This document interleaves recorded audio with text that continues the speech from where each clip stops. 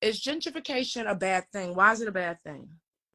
Why does Black people look at it like, oh, they're gentrifying, they're making things too expensive for us to live, when Baltimore is like 75% full of vacant housing? The houses are vacant.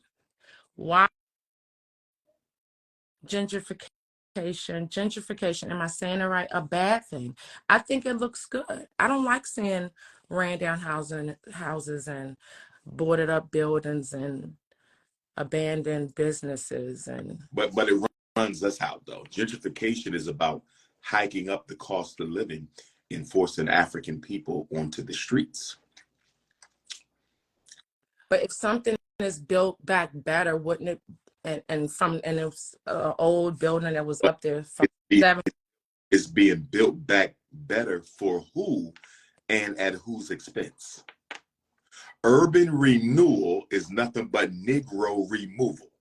Urban renewal is nothing but Negro removal. Why do you say that? Because all Black people can't, some Black people can afford it.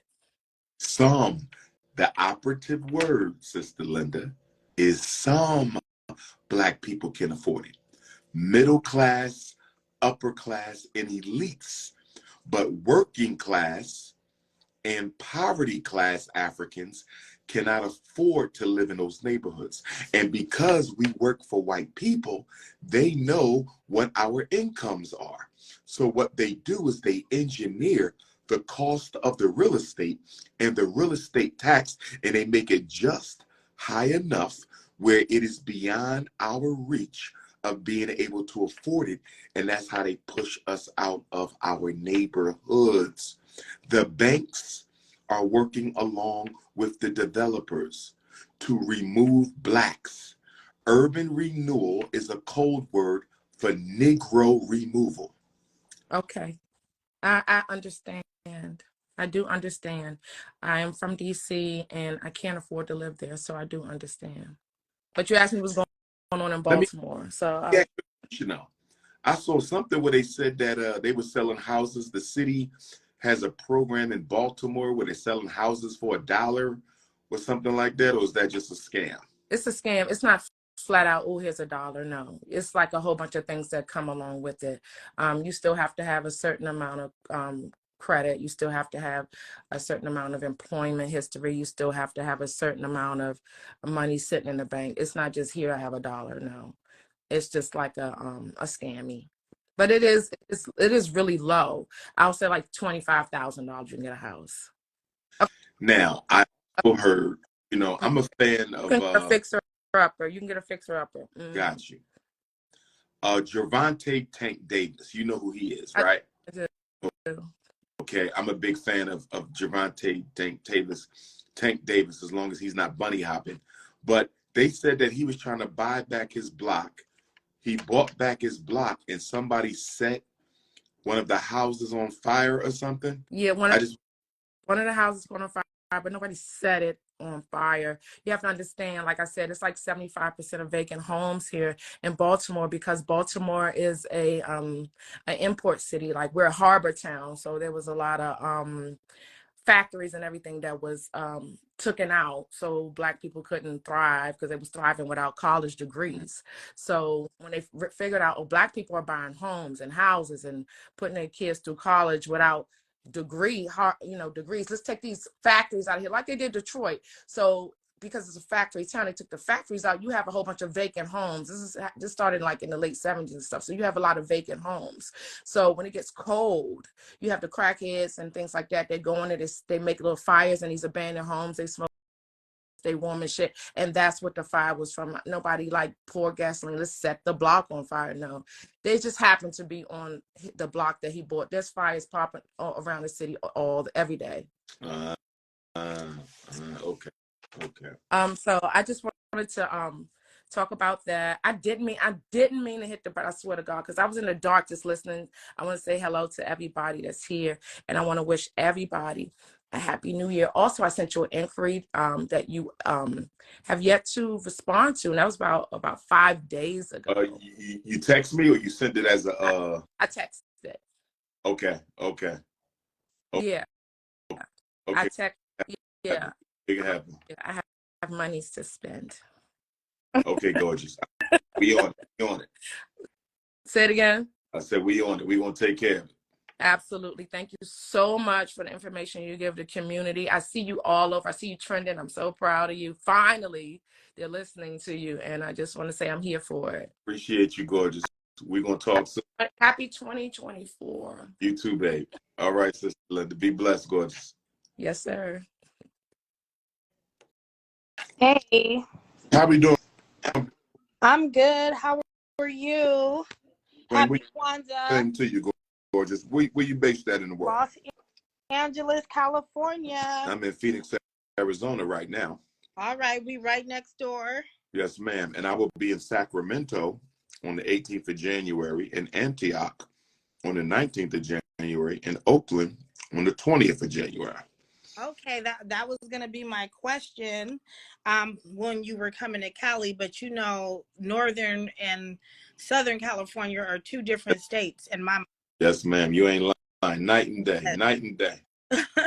So I just wanted to get on here to kind of, that was the question. When are you coming to LA?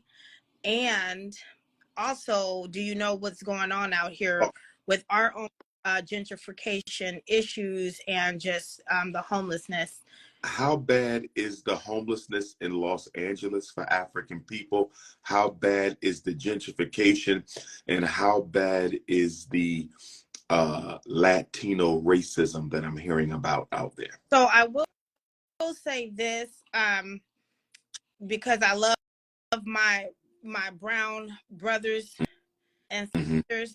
Everybody is not on that racial thing, but you know, it's the plot of the system to have us against each other, and some of them feed into it and some of them don't.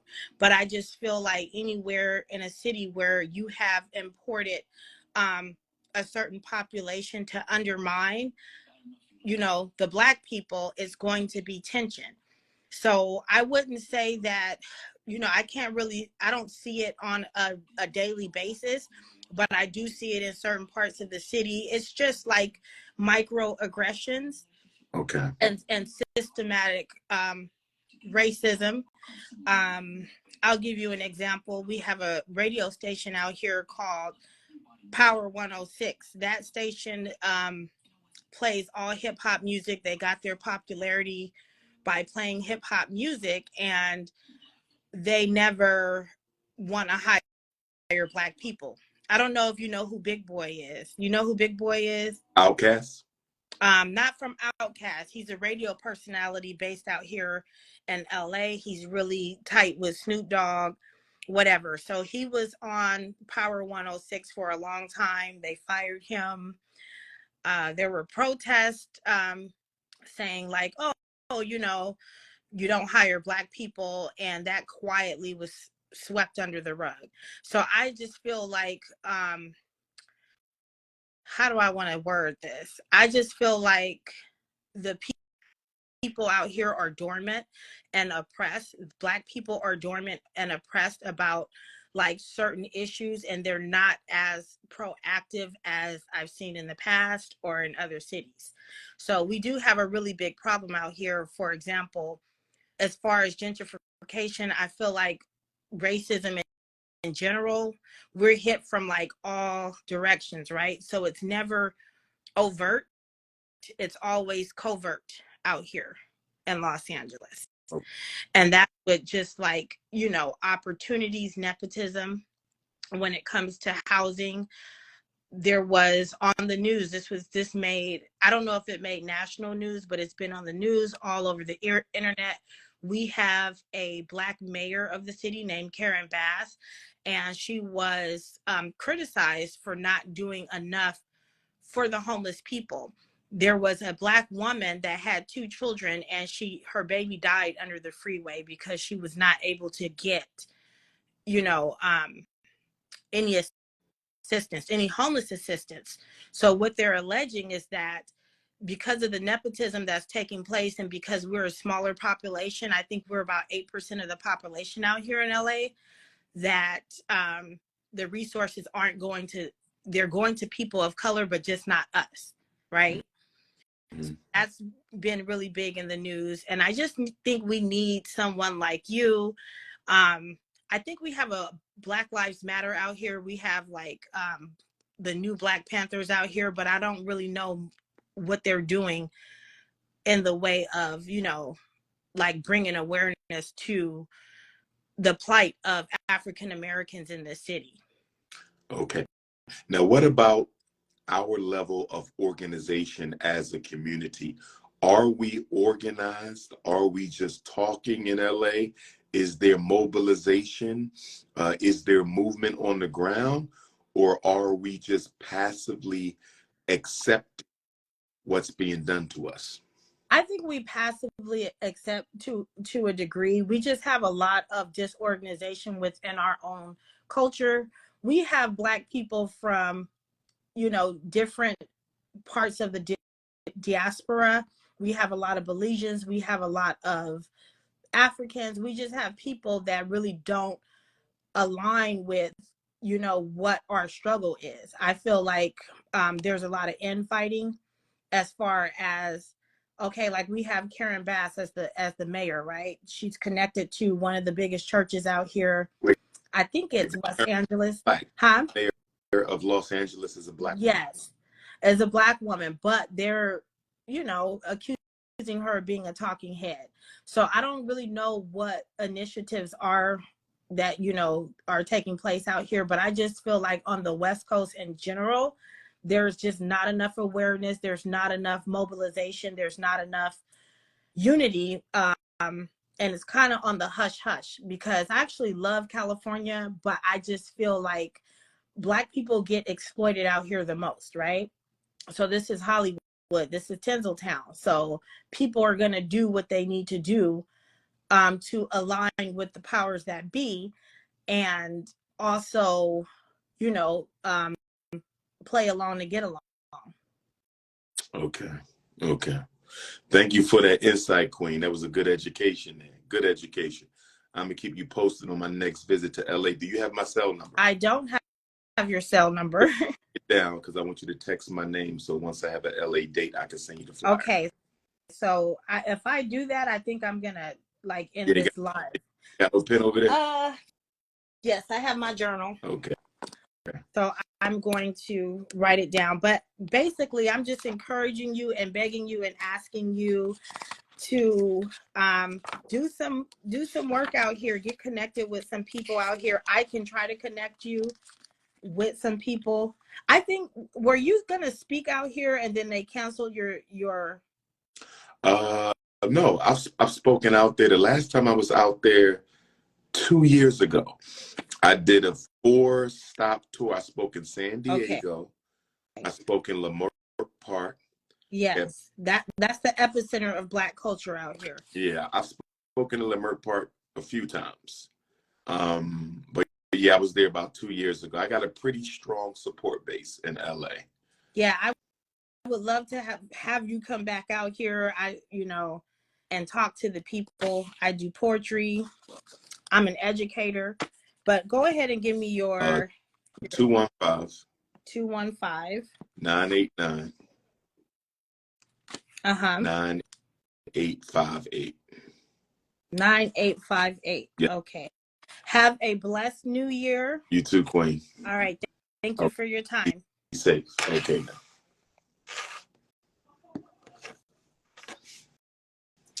Who tapping in? We want to know what's going on in your city. Who tapping in? We want to know what's going on in your city. Give us a war update. We need a war update. Hello. Give us an update on your city. Tap in season. How we doing? Good. Hey. Oh, look at the little baby. All right. Well, where you based at, Queen? Baltimore. Baltimore. Talk to me about Baltimore. What's going on in Baltimore? What's the Black situation in Baltimore? I think a lot of kids here are a little lost.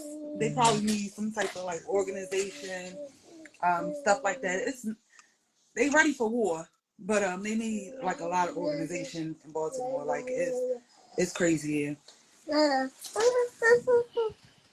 situation with black women in Baltimore? Men hate us. I don't know. A lot of men Right? hate us. I don't know why. Why you say the brothers in Baltimore hate the sisters? Because they say it, they show it. You know, not just dating outside of, you know, not just, you know, them dating other women or whatever. It's the stuff that they say. They tell us. They say it. They come out straight out and say it. They tired of black women. You know, we talk too much. We don't know how to shut the F up, stuff like that. So. How do you think we can make that better? I don't know. I don't know. That's what I want to know. I don't know. I mean, I don't have any men, black men, saying like they hate me personally. I'm just saying like I hear it a lot. I feel you. I feel you. I feel you. What's the system in Baltimore? Public schools. Public school. Well, right now I'm moving back to Anne Arundel County, but Baltimore is not good because my daughter, she's in Baltimore County right now. But you know, I noticed like the change since we moved out here to Baltimore County and she started going to school here. She's been having like a lot of issues because like a lot of kids in this area are like exposed to different things that she's not used to in schools that she went to in like Howard County and Anne Arundel County. So, Mansa, he wanna stay up. This is Mansa. This little boy right here. What you He's the one. in the morning, and so I'm gonna get you. He don't care. He don't care. Yeah, you can go in there with that, Dad. Thanks for tapping in with us, sister. I appreciate it. All right, peace. Be blessed. All right. You too.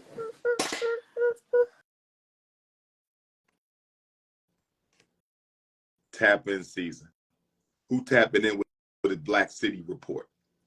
Who tapping in with a Black City report? Who tapping in with a Black City report?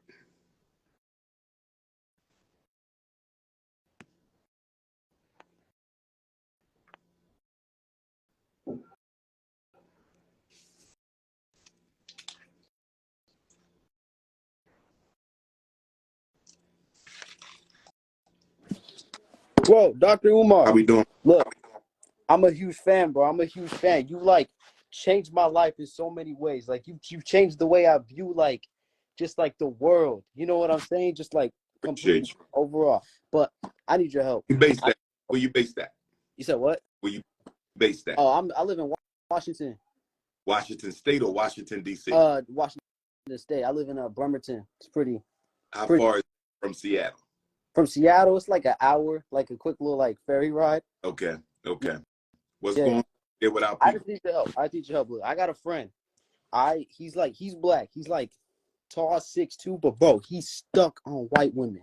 And I be trying to tell him, like, bro, white women ain't the move. You know what I'm saying? It's like it's black queens forever, snow bunnies never. But he don't want to listen. And like I just need your help. Like, what do I tell him? What do I do? How do I fix this? You might can't save him, brother.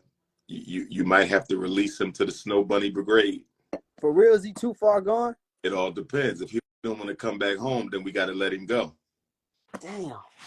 I don't know. It's like I want to save him. That's the thing, because like this is like one of my best friends. You know, this is my dog, but he don't listen. He don't listen. You know what I'm saying? Well, I hope he wake up soon before they catch him in the Me Too. He don't want to catch no Me Too. What's a Me Too? What does that mean? It was when they set you up for sex abuse allegations and all kind of stuff like that. But I'm saying, bro, and like if he falls into that trap, it's like I don't know what to do. Cause like I warned him, you know what I'm saying? But I don't know. He's a bunny hopper. And like I don't know what to do. It's like because like this is my dog. We've been friends about like 10 years, but he's just stuck on these white women. Oh, he might overcome it. But you can't save him though. If he don't want to be saved, you're not gonna be able to save him, King. You might got to release him to the Snow Bunnies. Got you, bro. Oh my God. I don't know. I've been like, I don't know where it all started. I don't know where it went wrong. Cause we was like this, you know, we was both like that on that black woman grind. And then he would just like, I don't know. He just switched up on me. You know what I'm saying? Like me, I've never liked a white woman in my life. Actually, I used to, but like I said, you saved me. You made me like just change the way I think, my entire mindset. And I thank you a lot for that, Dr. Umar, really. No. But I don't know what to tell my friend. I don't know where he switched up. I think it was like maybe 9th, 10th grade, but he just hasn't been the same since. Wow. I hope he come out of it, but if he don't, brother, we might got to free him up. What else is going on with our people out there where you at in Washington? What's the challenges for us? What's the challenges for the young black males? Honestly, I mean, at least from what I've seen, it's not like too crazy out in Bremerton, you know what I'm saying? It's more of a mix. There are like a lot of like fake black men, not fake, but there are like a lot of black men out there who act like thugs, you know what I'm saying? It's like, I don't know, they fit themselves into the stereotypes of like white people give us, you know what I'm saying? And it's like, I don't know. As a black man, it just hurts to see that because like a lot of these people ain't like that. You know what I'm saying? It's like just a lot of fake thugs out there. I feel you. Like, I mean, I'm really young, so I haven't seen anything too crazy, but like, you know, I don't know. I got you, man. Thanks for tapping in, young brother. Be safe out there. Hope to meet you. I got you. Hey, thank you, Dr. Umar. I'm gonna try and save my friend from the trap, all right? Yes, sir. Yes, sir. Black Queens forever. Black Queens forever. Snow bunnies never. Yes, sir. All right, God. All right, I'll talk to you later. One love. I got to get back out to Portland and Seattle. Where my Seattle Africans? It's time for me to come back to Seattle. We're my Seattle Africans. We doing Black City check-in. Who next? Who checking in? We checking in. Where we at? Who going live to check in? Tap in, tap in, tap in.